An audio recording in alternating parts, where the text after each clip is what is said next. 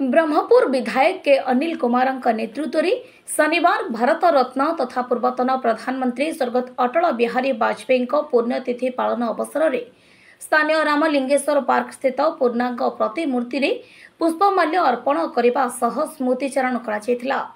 एही अवसर में गंजाम जिला सभापति सरोज सावत, पूर्वतन विधायक तथा पूर्वतन बीजेडी गंजाम जिला सभापति रमेश चंद्र झाऊ पट्टनायक समेत भारतीय जनता पार्टी बहु वरिष्ठ सदस्य समस्त मंडल सभापति, महिला मोर्चा, युवा मोर्चा, एससी मोर्चा, एसटी मोर्चा उपस्थित रही भक्तिपूत श्रद्धांजलि जनाइथिले।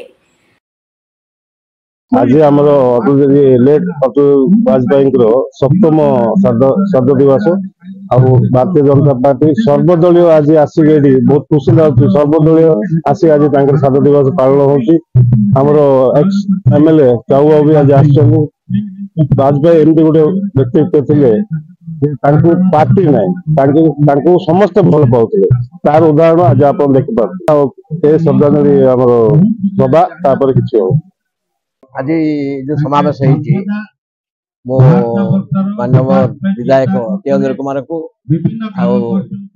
ब्रह्मपुर निर्वाचन मंडल सभापति सरोज धन्यवाद दूची, समस्त धन्यवाद दूची। अटल बिहारी वाजपेयी से विश्वविख्यात थे। मोर मन पड़ी 60 दशक जवाहरलाल नेहरू कहते अटल बिहारी वाजपेयी दिने भारत प्रधानमंत्री चिंता करते जवाहरलाल नेहरू ऑटोबायोग्राफी लिखाई अच्छी सत है प्रतिभा प्रकृत में कहार नहीं से भारत रत्न पाई कौन से तो प्रकृत विश्वविख्यात आदर्श सब समस्त आज परिचालित हवा दरकार।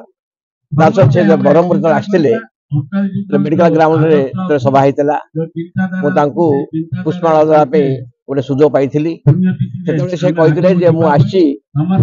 आज अक्टोबर 2 तारिख महात्मा गांधी जन्मदिवस मुझे दिल्ली में सब सप्ताह आसली कि मुझे राजनीति सब दुर्नीति हटेबी ये प्रकार अनुभव आ कहार ना प्रकृत से भारत रत्न विश्वविख्यात आज गोटे सुजोग गोटे पुष्पमाला